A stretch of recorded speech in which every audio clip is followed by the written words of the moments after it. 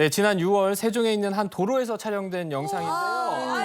저렇게 고등학생이 갑자기 뛰어들면서 차에서 들어왔네. 치이고 말았습니다. 아유, 세상에. 이 사고 직후 차에서 내린 운전자의 말에 따르면요. 이 자동차 학생이 손등에 철과상을 입었길래 병원에 가봐야 하지 않겠냐 이렇게 권유를 했다고 합니다. 하지만 또 학생은 괜찮다고 거절을 해서 나중에라도 이 연락을 달라면서 휴대전화에 자신의 이름과 연락처를 입력해 준 다음에 헤어졌다고 하는데요. 문제는 이제 그 이후에 일어났습니다. 이 학생 측이 운전자를 도주치상, 즉 뺑소니 혐의로 신고했다는 겁니다. 예. 뺑소니요? 아니 저희 영상 볼 때는 그 명함 같은 거 연락처 같은 거 좀 준 거 같은데 연락처 저도 이제 이런 일이 있으면 연락처 주고 그다음에 괜찮다 그러면 나중에 연락 그런 경우가 그 전에 있었거든요. 근데 지금 명함을 준 건 아니고 전화번호를 찍어준 주고받은 거죠. 건데 너무 당황해서 다른 전화번호를 찍었나? 어떻게? 그렇진 않은 것 같습니다. 이 운전자는요, 이 사고 직후에 학생의 부모로부터 연락을 또 받았다고 하고요. 네. 본인도 이 대인 접수를 해가지고 보험 접수 번호를 이 부모에게 전달까지 했다고 합니다. 그런데도 신고를 당한 겁니다. 뭐야? 경찰 조사 결과 이 학생 측은요, 운전자가 병원에 가자는 얘기를 안 했다라고 주장을 한 겁니다. 그리고 학생이 전치 3주에 또 진단을 받았고요. 경찰은요, 이 양측의 진술이 다르고 운전자가 119를 부르지 않았던 것은 맞기 때문에 검찰에 이 사건을 송치했다고 합니다. 아 근데 분명 운전자는 병원에 가야 되는 게 아니냐라고 물었고 학생이 아니다라고 했다고 괜찮다고 했고 근데 반대로 학생은 병원에 가자는 말은 안 했다라고 지금 주장하고 있는 상황입니다. 예, 이게 CCTV는 우리가 이렇게 지금 보고 있는데 CCTV가 이제 음성이 안 되잖아요. 예. 이게 좀 난감한 것 같아요. 근데 그동안에는 이제 그 연락처를 남기지 않고 가서 뺑소니로 이렇게 되는 건 봤는데 이건 지금 연락처도 남겼고 글쎄 병원에 가자고 했다, 병원에 가자고 하지 않았다 뭐 이렇게 되고 있는데 이거 어떻게 되는 겁니까 법적으로는? 이렇게 좀 애매할수록 법의 취지를 보면 돼요. 이 특가법상 이제 도주 차량죄인데요. 뺑소니를 왜 처벌할까요? 한번 생각해 보세요. 처벌하는 이유.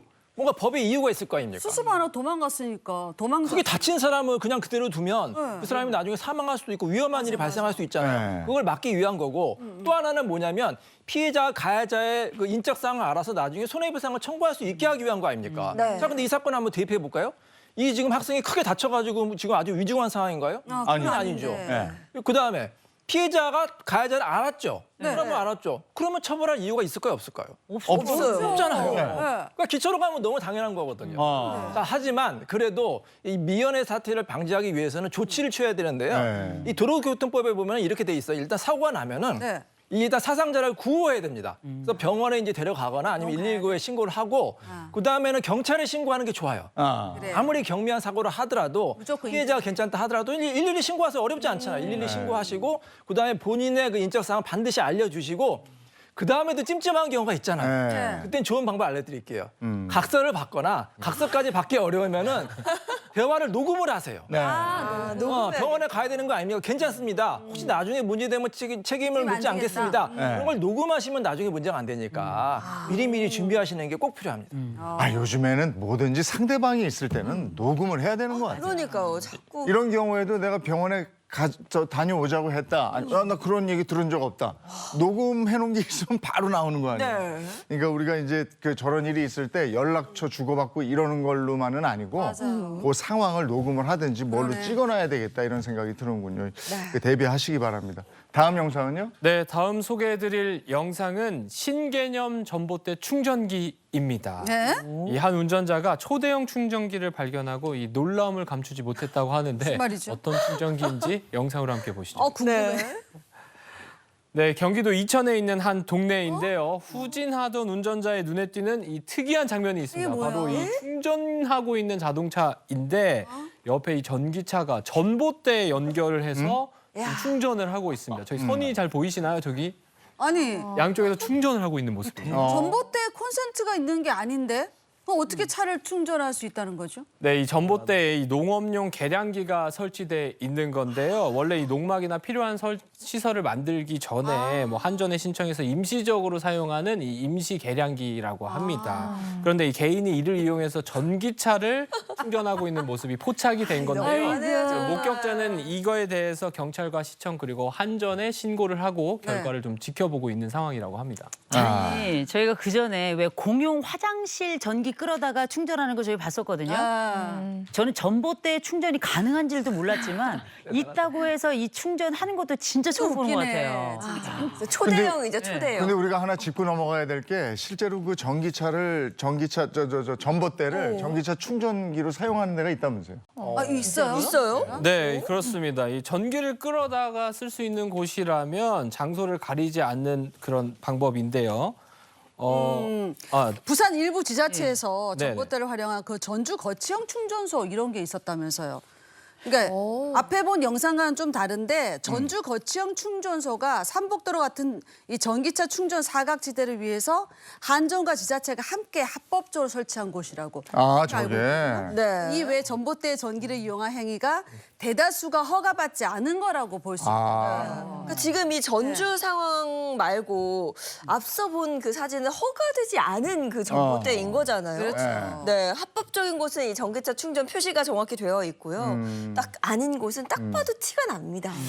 아니 근데 저거는 이제 전기를 훔친 거잖아요. 그럼 절도죄가 됩니까? 어떻게 됩니까? 일단은 저도 전기차를 타고 있는데 이해는 되는 분 왜냐하면 급한 경우가 있거든요. 아하. 근데 충전 시설이 너무 부족해요. 네. 그럴 경우에 이제 저런 일을 할 수가 있는데 일단은 전기 충전하려면 돈을 내야 되죠. 네. 돈을 안 내고 하면 당연히 절도죄가 됩니다. 아. 그리고 가끔 가다가 아파트 이제 주차장에 거기에 이제 그 콘센트 꽂아가지고 무상으로 충전하는 경우인데 그것도 원칙적으로 안 되는 거예요. 네. 다 돈을 내고 해야 됩니다. 우리 형법에는 이제 이 전기라든지 동력 같은 것도 무상으로 사용하면 절도죄가 된다고 하니까 꼭 돈을 내고 사용하시고 그다음에 무엇보다 중요한 거는 전기차를 많이 타라고 하잖아요. 충전 시설이 아주 확충이 돼야 됩니다. 지금 너무 부족합니다. 아하. 이게 가끔 무단으로 전기를 끌어다 쓰는 전기 도둑들이 있긴 있는데 이거 너무 기상천외예요, 이거는. 네, 그렇습니다. 이 전기를 끌어다가 전기를 쓸 수 있는 곳이라면 어디든지 진짜 가리지 않고 하는 모습들인데요. 이 뭐 네. 대형 할인점이나 관공서에서도 전기를 충전하는 모습이 포착되기도 했고요. 또 지난해에는 소화전 안에 있는 이 비상용 콘텐츠를 이용해서 유아용 이 전동 자동차를 충전하는 모습도 포착이 돼서 논란이 되기도 그래, 했습니다. 맞아. 아유, 참 가지가지하네요. 가지가지 한다, 정말. 근데 이게 지금 사용하는 전기가 공용 전기잖아요. 그러면 본인은 개인이 쓰고 사실 비용은 공동이 나눠서 내는 건데 이거 너무 치사한 거고 이거 사실 얌체족이잖아요. 맞아. 이거 법적으로 좀 어떻게 해주시면 안 될까요? 법적으로 어떻게 좀 처벌을 해야 될 것 같습니다. 공용 전기를 이렇게 몰래 사용 행위를 훔칠 도자를 써서 도전이라고 부르는데요. 이런 얌체족들의 도전을 막는 방법은요. 일단 무조건 빨리 신고를 하셔야 돼요. 이게 다 처벌 대상이 될 수 있거든요. 네. 특히 방금 보신 것처럼 이 아파트 소화전 비상 콘센트는요. 정말 우리가 위급할 때 쓰라고 있는 거잖아요. 그런데 이렇게 다른 사람이 콘센트 꽂아놓고 사용하면 진짜 위급할 때 이걸 사용할 수가 없게 되니까 이거 소방법 위반이 되고요. 전기 훔치는 것도 다 이 절도죄에 해당을 할 수가 있거든요. 실제로 과거에 비슷한 사건이 있었는데요. 2008년에 경기 용인시 한 아파트에 사는 주민이 이렇게 소방함 비상 콘센트에 멀티탭을 끼워서 선풍기를 썼다는 겁니다. 집에서 쓴 거예요. 이게 한 번만 한 게 아니라 무려 5차례나 이런 행위를 했다는 겁니다. 네. 결국 이게 딱 걸려서요. 재판까지 넘겨졌고 벌금 30만 원형을 선고를 받았거든요. 아휴. 전기세를 이 돈으로 냈으면 얼마나 그럼. 좋았겠어요. 네. 전과까지 생겨버렸잖아요. 그래서 이렇게 전기 도전하는 정신은요. 전기를 훔치는 도전에 쓰는 게 아니라 자기 발전하는 데 쓰셔야 될 것 같습니다.